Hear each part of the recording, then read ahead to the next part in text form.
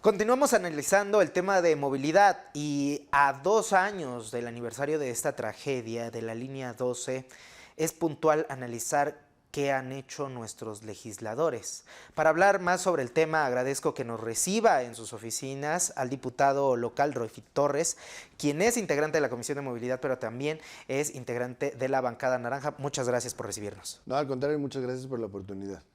Diputado, desde su parecer, ¿qué ha hecho la autoridad tras 2 años en el aniversario de esta tragedia que cobró 26 vidas? Pero no solo eso, afecta a lesionados, a familiares y a miles, por no decir millones de personas en su movilidad. Mira, me parece que es uno de los casos más lamentables, es una de las grandes tragedias de la ciudad, que lo que más se ha empeñado el gobierno es en tratar de minimizarla, ¿no? Le llama un accidente, le llama un incidente, cuando pues todos sabemos que ha sido fruto de la negligencia, del descuido, del olvido en que se tiene el sistema de transporte colectivo. Y podemos decir que por muchos años, pero hoy pues la responsabilidad la tiene este gobierno. Entonces es creo que uno de los temas pendientes, sobre todo cuando atiendes las consecuencias, las víctimas, que hoy no sabemos el estado en el que se encuentran, la reparación integral del daño de todas y cada una de ellas, las directas y las indirectas. ¿Hay opacidad en estos casos? Hay una terrible opacidad, se dice que ya hay algunas que ya aceptaron los acuerdos, hay otras que fueron presionadas para aceptarlo, hay otras que siguen peleando por esta reparación integral, hay otras que ni siquiera han reconocido formalmente como víctimas que requieren una atención integral.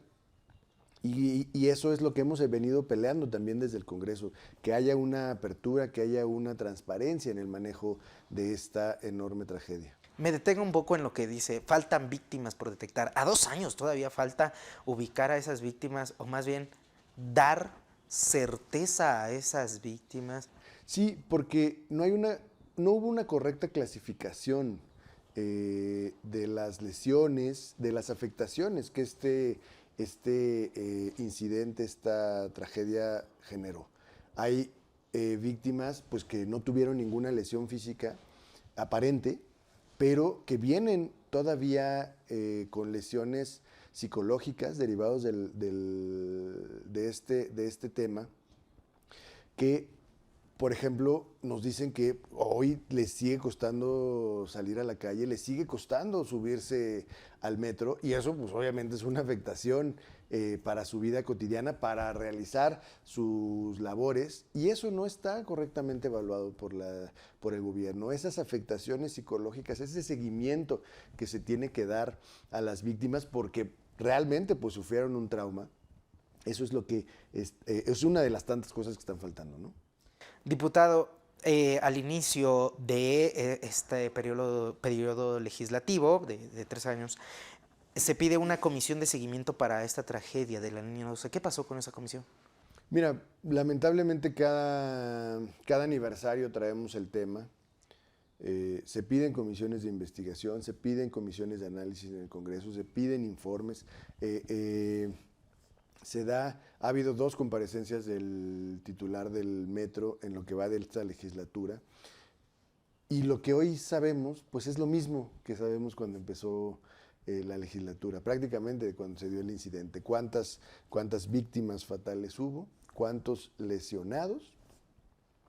Con información oficial, pero lo que no sabemos es cómo ha venido avanzando a lo largo de estos años en la atención a cada una de las víctimas. Nosotros entendemos que es un asunto de mantener privacidad, de resguardo de los datos, pero también necesitamos conocer en lo general cómo se ha atendido este tema, porque hoy todavía hay víctimas, como bien lo decías, que siguen reclamando atención, que siguen peleando. Ahora han tenido que hacerlo por la vía jurídica porque el gobierno no les da la respuesta, ¿no? Entonces ahora no nada más son víctimas, sino que tienen que contratar abogados, tienen que defenderse del propio gobierno para que sean escuchadas. Y esto es un tema recurrente en muchos temas de la ciudad. Yo lo que digo es que lamentablemente este gobierno, más que estar del lado de las víctimas, es el que más víctimas ha generado.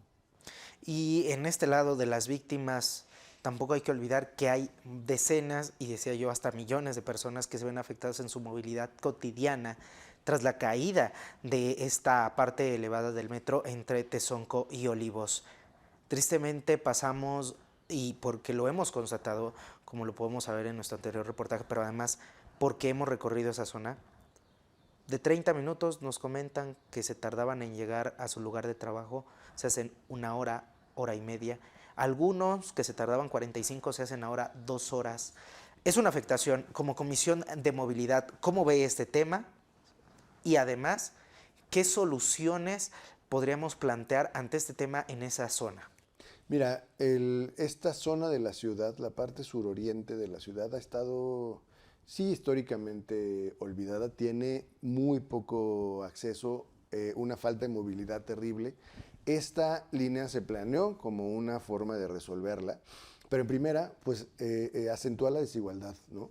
Hay una zona de esta línea que es subterránea y para abaratar costos, esta línea la hicieron de manera elevada. Y eso Permítame, en esa parte, ¿los más pobres reciben esta parte más difícil? ¿La más barata? esa es la solución, pero esa es la solución que se sigue aplicando. Por eso hoy tenemos un trolebús elevado en Iztapalapa, porque es la más barata.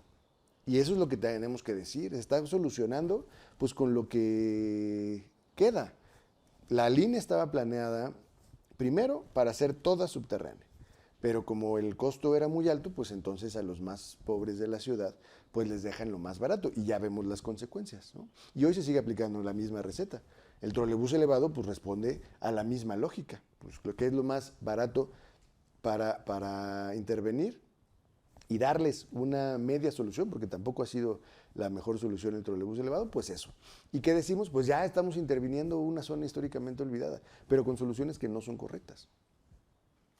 En esta parte hay una ley de movilidad y tránsito impulsada por la bancada naranja. ¿Cómo ha reaccionado la totalidad del Congreso ante esta ley? Hay un impulso para mejorar la movilidad, ya no solo de esta parte, sino integral e incluso metropolitana, porque la Ciudad de México está abrazada por el Estado de México, entonces hay que ver de una manera más integral qué se ha dicho, qué se ha hecho, cómo va progresando esta ley. Mira, nosotros desde el año pasado metimos nuestra propia iniciativa para armonizar nuestra ley de movilidad con la Ley General de Movilidad y Seguridad Vial. Lamentablemente, pues se sigue en la comisión. Se hicieron 2 parlamentos abiertos, uno que realizamos directamente desde la bancada naranja, desde Movimiento Ciudadano, y otro que hizo la Comisión de Movilidad. Ya tenemos los planteamientos de hacia dónde tenemos que llevar la ley de movilidad, pero no hemos avanzado.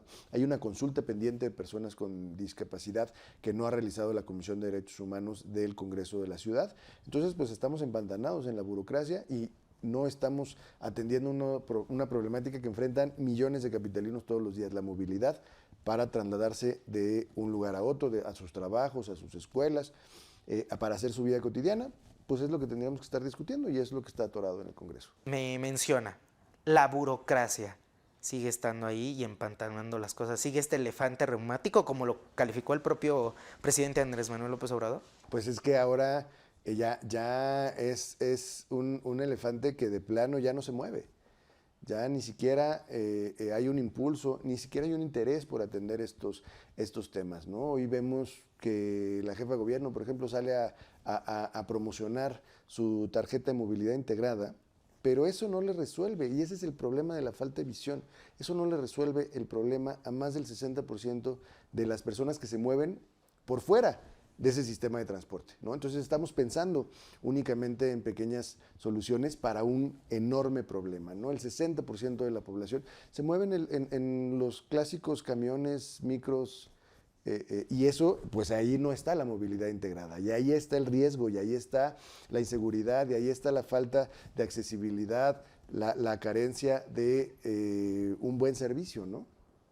Diputado, como parte de esta Comisión de Movilidad, pero además como parte de Movimiento Ciudadano, ¿qué propuestas tienen ustedes para mejorar esto? Ya nos ha esbozado en algunas partes de sus respuestas, algunas, pero una clasificación, ¿qué es lo primordial que tienen que hacer las autoridades que se tiene que ejecutar, podríamos decir, inmediatamente, no esperarnos tanto, y qué se puede hacer a largo plazo? Mira, lo primero, si regresamos al tema del metro, es tener un diagnóstico preciso. Tenemos hoy 2 líneas sin funcionar. En la 1 se le está dando un mantenimiento completo, ¿no? Se está haciendo prácticamente una nueva línea porque ya lleva más de 50 años de servicio.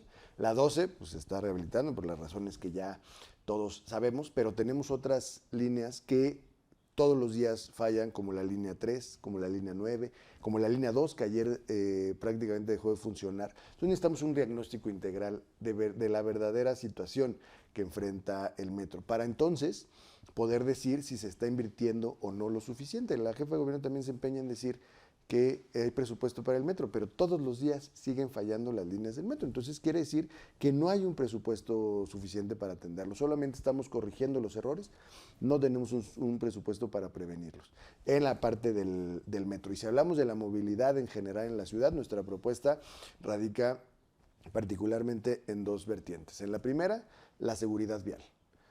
Cada día hay más muertes, cada día hay más incidentes, más lesionados por hechos de tránsito y tenemos que analizar qué es lo que está pasando y por eso proponemos un nuevo capítulo de seguridad vial en la ley de movilidad de la ciudad. Y la segunda es pensar en una movilidad para todos. Hoy hay 2 grandes grupos que están alejados de las políticas de movilidad, que son las personas con discapacidad y las mujeres. Hoy la movilidad y la ciudad en general no está pensada para ellos y por eso queremos incidir en estos sectores. Pues diputado, ¿algo que desea agregar?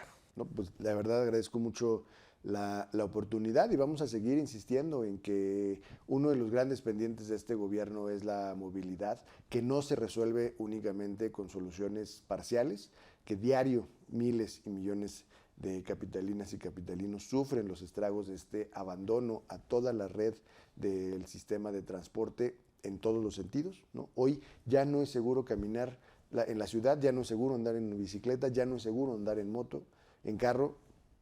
Han sido los eternos privilegiados y el transporte público deja mucho que desear. Hay mucho que hacer en este tema y vamos a seguir desde el Movimiento Ciudadano impulsando que cambie verdaderamente la política de movilidad en la ciudad. Muchas gracias por compartir este tiempo con nosotros.